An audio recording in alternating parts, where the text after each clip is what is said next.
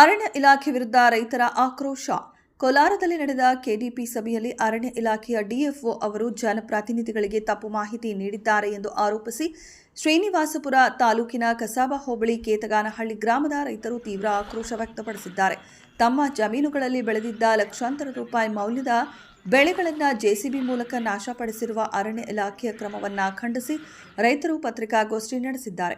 ಕಸಾಬಾ ಹೋಬಳಿಯ ಕೇತಗಾನಹಳ್ಳಿ ಗ್ರಾಮದ ರೈತರ ಜಮೀನುಗಳಲ್ಲಿ ಬೆಳೆದಿದ್ದ ಬೆಳೆಗಳನ್ನು ಅರಣ್ಯ ಇಲಾಖೆ ಜೆಸಿಬಿ ಮೂಲಕ ನಾಶಪಡಿಸಿದೆ ಎಂದು ರೈತರು ಆರೋಪಿಸಿದ್ದಾರೆ. ಇದರಿಂದ ರೈತರಿಗೆ ಭಾರೀ ಆರ್ಥಿಕ ನಷ್ಟ ಉಂಟಾಗಿದೆ ಎಂದು ಗ್ರಾಮಸ್ಥರು ತಿಳಿಸಿದ್ದಾರೆ. ಇದೇ ವೇಳೆ ಬೆಳೆ ನಾಶಪಡಿಸಿದ ಜಮೀನುಗಳಿಗೆ ಪತ್ರಕರ್ತರನ್ನು ಕರೆದೊಯ್ಯುವ ಕುರಿತು ಡಿಎಫ್ಒ ನೀಡಿದ ಹೇಳಿಕೆ ಸಂಪೂರ್ಣ ಸುಳ್ಳು ಎಂದು ರೈತರು ಆಕ್ರೋಶ ವ್ಯಕ್ತಪಡಿಸಿದ್ದಾರೆ. ಈಗಿರುವ ಮಾವಿನ ಗಿಡಗಳು ಅರಣ್ಯ ಇಲಾಖೆಯದ್ದಲ್ಲ, ರೈತರದ್ದೇ ಎಂದು ಗ್ರಾಮಸ್ಥರು ಸ್ಪಷ್ಟಪಡಿಸಿದ್ದಾರೆ. ರೈತ ನಾಗರಾಜ್ ಮಾತನಾಡಿ, ನನಗೆ ಕೇವಲ 3 ಎಕರೆ ಪಹಣಿ ಇದೆ, ಆದರೆ 90 ಎಕರೆ ಸ್ವಾಧೀನದಲ್ಲಿದ್ದೇನೆ ಎಂದು ಅಧಿಕಾರಿಗಳು ಜನಪ್ರತಿನಿಧಿಗಳಿಗೆ ತಪ್ಪು ಮಾಹಿತಿ ನೀಡಿದ್ದಾರೆ. ನಮ್ಮ ಗ್ರಾಮದ ಅನೇಕ ಬಡ ಕೂಲಿ ಕಾರ್ಮಿಕರಿಗೆ ಈ ಕೃಷಿಯೇ ಜೀವನೋಪಾಯವಾಗಿತ್ತು. ಈಗ ಅರಣ್ಯ ಇಲಾಖೆ ನಮ್ಮ ಹೊಟ್ಟೆ ಮೇಲೆ ಹೊಡೆಯುತ್ತಿದೆ ಎಂದು ಅಳಲು ತೋಡಿಕೊಂಡರು. ನ್ಯಾಯಾಲಯದ ಆದೇಶವಿದ್ದರೂ ಅದನ್ನು ಲೆಕ್ಕಿಸದೆ ಅಧಿಕಾರಿಗಳು ರೈತರಿಗೆ ಕಿರುಕುಳ ನೀಡುತ್ತಿದ್ದಾರೆ ಎಂದು ರೈತರು ದೂರಿದ್ದಾರೆ. ಜೊತೆಗೆ ರೈತರ ಸ್ವಾಧೀನದಲ್ಲಿರುವ ಜಮೀನನ್ನ ಯಾರೋ ಸ್ವಾಧೀನದಲ್ಲಿಲ್ಲ ಎಂದು ಸುಳ್ಳು ವರದಿ ನೀಡಲಾಗಿದೆ ಎಂದು ಆರೋಪಿಸಿದ್ದಾರೆ. ಇದೀಗ ಅರಣ್ಯ ಇಲಾಖೆಗೆ ರೈತರು 8 ದಿನಗಳ ಗಡುವು ನೀಡಿದ್ದಾರೆ. ಈ ಅವಧಿಯೊಳಗೆ ಸರಿಯಾದ ಕ್ರಮ ಕೈಗೊಳ್ಳದಿದ್ದರೆ ರೈತರೇ ಸ್ವಂತ ಜಮೀನು ಉಳುಮೆ ಮಾಡಿ ಬೆಳೆ ಬೆಳೆಯುವುದಾಗಿ ಎಚ್ಚರಿಕೆ ನೀಡಿದ್ದಾರೆ. ನ್ಯಾಯಾಲಯದ ಆದೇಶವನ್ನು ಅರಣ್ಯ ಇಲಾಖೆ ತಕ್ಷಣ ಪಾಲಿಸಬೇಕು ಹಾಗೂ ರೈತರಿಗೆ ತೊಂದರೆ ನೀಡಬಾರದು ಎಂದು ರೈತರು ಆಗ್ರಹಿಸಿದ್ದಾರೆ. ಸರ್, ಈಗ ನನ್ನ ಹೆಸರು ನಾಗರಾಜ್ ಅಂತ ಕೇತಗಾನ. ಪ್ರತಿಯೊಬ್ಬರಿಗೂ 90, 7, 8ರಲ್ಲಿ 30 ಗುಂಟೆ ಊರೆಲ್ಲರಿಗೂ ಕೊಡಿಸಿದ್ದೆ. ಟೋಟ್ಲು 105 ಎಕರೆ 35 ಗುಂಟೆ ಇರೋದು ಸರ್ವೆ ನಂಬರ್. ಸುಮಾರು 40 ವರ್ಷದಿಂದ ಪೊಸಿಷನ್ನಲ್ಲಿ ಮಾವಿನ ಗಿಡಗಳು, ಬೋರ್ಗಳು 35 ಬೋರ್ಗಳಿದೆ. ಟ್ರಾನ್ಸ್ಫಾರ್ಮರ್ ಡಬ್ಬಗಳು ಹಿಂಗೆ ಇದೆ. ಬೋರ್ಗಳೆಲ್ಲ ಇದು ಮಾಡಿದ್ರು. ನೈಟ್ 11 ಗಂಟೆಗೆ ಬಂದು ಇದು ಮಾಡಿದ್ರು. ಬಂದು ಮಾಡಿದ್ರೆ 100 ಜನ ಪೊಲೀಸು, 100 ಜನ ಫಾರೆಸ್ಟು ನಮ್ಮ ಊರಿಂದ ಆಚೆನೆ ಬೀಳಿಲ್ಲ. ಮತ್ತು ಹೈಕೋರ್ಟ್ ಹೋದ್ರು. ಹೈಕೋರ್ಟಲ್ಲಿ ನಮಗೆ ಬೆಳೆ ಮಾಡಿಕೊಳ್ಳೋಕ್ಕೆ ಹಾಳು ಮಾಡಿ ಮತ್ತೆ ಇನ್ನೂ ಕೆಲವರು ಹೋದರು. 12 ಜನಕ್ಕೆ ಹೋಗಿದ್ರು. 12 ಜನಕ್ಕೆ ಈ ಥರ ಇದೆ, ನಾವು ಪೊಸಿಷನ್ಗೆ ಹೋಗಬೇಕು ಅಂತ ಪೊಲೀಸವ್ರು ಕೇಳ್ಕೊಂಡ್ರೆ ಅವ್ರಿಗೆ ಆನ್ಸರ್ ಇಲ್ಲ ಫಾರೆಸ್ಟರು. ಮೊನ್ನೆ ಕೆಡಿಪಿ ಮೀಟಿಂಗಲ್ಲಿ ಉಸ್ತುವಾರಿ ಸಚಿವರು, ಜಿಲ್ಲೆ ಎಲ್ಲ ಶಾಸಕರು ಸೇರಿ ಮಾತಾಡಿದ್ರು. ಇಲ್ಲ, ಅವ್ರಿಗಾಗಿಲ್ಲ, ಓಟಾಡು, ನಾವು ಪೊಸಿಷನ್ ಇದ್ದೀವಿ, ಅವರೆಲ್ಲ ಇರೋದು ಅಂತ ಮಾತಾಡ್ತಾರೆ. ನನಗೆ 3 ಎಕರೆ ಪಾಣಿ ಇದೆಯಂತೆ, 90 ಎಕರೆ ಪೊಸಿಷನ್ನಲ್ಲಿದ್ದೇನಂತ ಒತ್ತುವರಿ ಮಾಡಿದ್ದೇನಂತ. 90 ಎಕರೆ ಒಂದು IPS ಆಫೀಸರ್ ಮಾತಾ ಇನ್ನು ಯೋಚನೆ ಮಾಡಿ. ಒಬ್ಬ ರೈತರಾಗಿ ನಾವು ಇಷ್ಟು ಕಷ್ಟ ಬಿದ್ದಿದ್ದೀವಿ. ಕೆಲವರು ಎಲ್ಲ ಕೂಲಿಗೆ ಹೋಗ್ತಾ ಇದ್ದಾರೆ. ಇಲ್ಲಿ ನಮ್ಮ ಗ್ರಾಮಕ್ಕೆ ಆಟೋಗಳು, ಟೆಂಪೋಗಳಲ್ಲಿ ಸುಮಾರು 1000 ಜನ ಬಡವರು ಬರ್ತಾಯಿದ್ರು ಕೂಲಿಗೆ. ಎಲ್ಲ ಬಾಯಲ್ಲಿ ಮಣ್ಣಾಗುತ್ತೆ. ಮಣ್ಣಾಗ್ಬಿಟ್ಟು ಇವತ್ತು ಸರ್ಕಾರ ಆಗಲಿ, ಫಾರೆಸ್ಟ್ ಡಿಪಾರ್ಟ್ಮೆಂಟ್ ಆಗಲಿ, ಹೈಕೋರ್ಟ್ ಆರ್ಡ್ಗೆ ಮರ್ಯಾದೆ ಕೊಡಲಿಲ್ಲ ಅಂತ ನಾವೇನು ಮಾಡೋದು? ಯೋಚನೆ ಮಾಡಿ.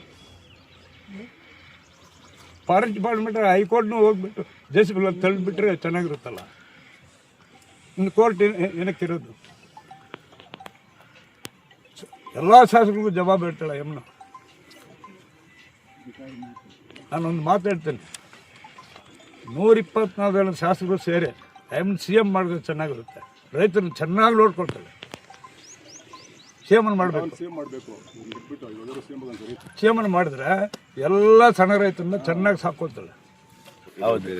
ಕಾನೂನಿಗೆ ನಾವು ತಲೆ ಬಾಗ್ತೀವಿ. ಒಂದು ವಾರ ಜಿಲ್ಲಾಧಿಕಾರಿಗಳು ಪಾಪ 2 ತಿಂಗಳಿಂದ ಹೇಳ್ತಾ ಇದ್ದಾರೆ. ಅವ್ರು ಹೇಳಿದ್ರು EM ಕೇಳಿಸ್ಕೊಳ್ತಾ ಇಲ್ಲ. 1 ವಾರ ಟೈಮ್ ಆಯ್ತಾ? 1 ವಾರ ಟೈಮು. ಆಮೇಲೆ ನಾವು ಸಹಾಯಕ್ಕೂ ರೆಡಿ, ಕಾನೂನಿಗೆ ವಿರೋಧವಾಗಿ ನಾನು ಸ್ಟಾರ್ಟ್ ಮಾಡಕ್ಕೆ ಕಾನೂನು ಪ್ರಕಾರ ನಾವು ಇಳಿತೀವಿ. ಸಹಾಯಕ್ಕೂ ರೆಡಿ. ಏನಕ್ಕೆ ಬದುಕಬೇಕು ನಾವು? ಸಣ್ಣ ರೈತರು ನಾವು ಏನಕ್ಕೆ ಬದುಕಬೇಕು? ಈ ಥರ ಮಾಡಿದ್ರೆ 30 ಕೊಂಟೆವ್ರನ್ನ. ಹೌದು. ನಂದು 3 ಎಕರೆ ಪಾಣಿ ಇದೆಯಂತ 90 ಎಕರೆ ಒತ್ತುವರಿ ಮಾಡಿದ್ದಾನೆ ಅಂತ ನನ್ನ ಜಿಲ್ಲಾಧಿಕಾರಿಗಳಿಗೂ ಉಸ್ತುವಾರಿ ಸಚಿವರಿಗೆ ಹೇಳ್ತಾಳೆ. 30 ಕುಂಟೆ 75 ಜನದ್ದು ಸರೇನವರು ಇರೋದು ಗ್ರಾಮಸ್ಥರಾಗ್ಲಿ ಅಥವಾ ರೈತರಲ್ಲ. ಆಯ್ತಾ. 30 ಕುಂಟೆ ಪ್ರತಿಯೊಂದು ಮನೆಗೆ ಕೊಟ್ಟಿರೋದು. ನಾನು 30 ಕುಂಟೆ. ಕೆಲವರು ಮಾರ್ಕೊಳ್ತಾ ಇದ್ದಾರೆ, ಕೆಲವರು ತಕ್ಕೊಂಡಿದ್ದಾರೆ. ಅಷ್ಟು ಬಿಟ್ರೆ ಯಾರು ಮಾಡಿಲ್ಲ. ಕಾನೂನು ಓವರ್ಟೇಕ್ ಮಾಡಿರೋದು ಇಲ್ಲಿ ಖಚಿತವಾಗಿ ಫಾರೆಸ್ಟ್ ಅವರೇ ಸರ್. ರೈತರಿಗೆ ಓವರ್ಟೇಕ್ ಮಾಡಿದ್ದಿದ್ರೆ ಉಳಿದಿರ ಬರ್ತಾ ಇದ್ದೀರಾ. ಈಗ ಎಷ್ಟು ದಿನ ಕೋರ್ಟ್ಗೆ ಹೋದ್ಮೇಲೆ ಜನಪ್ರತಿನಿಧಿಗಳನ್ನ ನೀವು ಅವಾಗ ರೈತರ ಪರವಾಗಿ ಫೋಕಸ್ ಮಾಡಿದ್ದಕ್ಕೆ ಅವರು ಅಷ್ಟು ಮಾತಾಡಿದ್ರಲ್ಲಿ. ಅದೇ ನಾವು ಹೋಗ್ತೇವೆ. ಮುಳಬಾಗಲ್ ಶಾಸಕರಿದ್ದಾರಲ್ಲ, ಸಮೃದ್ಧಿ ಮಂಜುನಾಥ್ ಒಂದ್ ಇಂಚು ಬೀಳಲಿಲ್ಲ. ನಾವು ಹೊಗಳ್ತೀವಿ. ಯಾವ ಪಾರ್ಟಿ ನಮ್ಗೆ ಯಾವ ಪಾರ್ಟಿನೂ ಬೇಡ ಸರ್.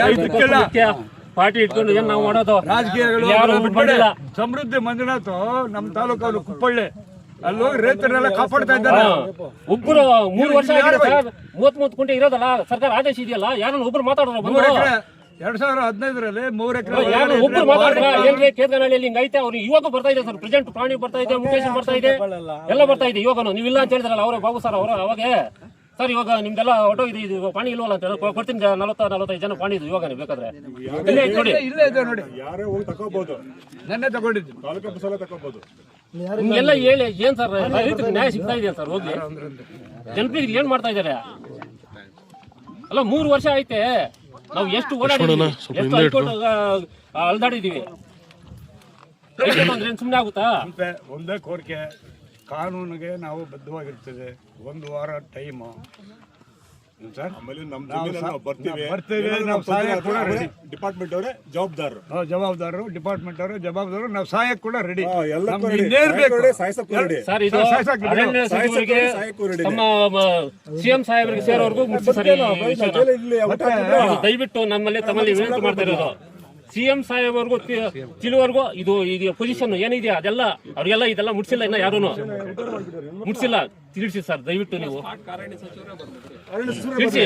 ಅವತ್ತು ರಾತ್ರಿ ಸರ್, ಅವತ್ತು ಕುಮಾರಸ್ವಾಮಿ ಅವರು ಅವತ್ತು ಬರ್ತೀವಿ ಅಂತ ಹೇಳಿ ಅವತ್ತು ತೊಳಿದ್ರು. ಎಲ್ಲ ಇದಾಗಿತ್ತು. ಇದು ನಾವು ಬೆಳಿದ್ವಲ್ಲ ಕ್ಯಾಪ್ಸ್ಕಮ್ ಇದೆಲ್ಲ ಎಲ್ಲ ಸಾಯಂಕಾಲ 4 ಗಂಟೆಗೆ ನಾಳೆ ಬೆಳಗ್ಗೆ ಬರ್ತಾರ ಅಂತ ಹೇಳಿ ಎಲ್ಲ ಫ್ರೆಂಚ್ ನೋಡ್ಬಿಟ್ಟು ಅದ್ರೆಲ್ಲ ತೊಳ್ಬಿಟ್ಟು ಮುಣ್ಣಾಕ್ಬಿಟ್ಟು ಸರ್. ಪಾಪ ಏನೋ ನಮ್ ದುರಾದೃಷ್ಟ ಏನೋ ಪಾಪ ಅವತ್ತು ಬರ್ಲಿಲ್ಲ ಅವ್ರು ಅಷ್ಟೇ. ಅವತ್ರ ಏನೋ ಅವ್ರಿಗೆ ಸ್ವಲ್ಪ ಹೆಲ್ತ್ ಪ್ರಾಬ್ಲಮ್ ಆಯ್ತು, ಅವತ್ತು ಬರ್ಲಿಲ್ಲ ಅಷ್ಟೇ.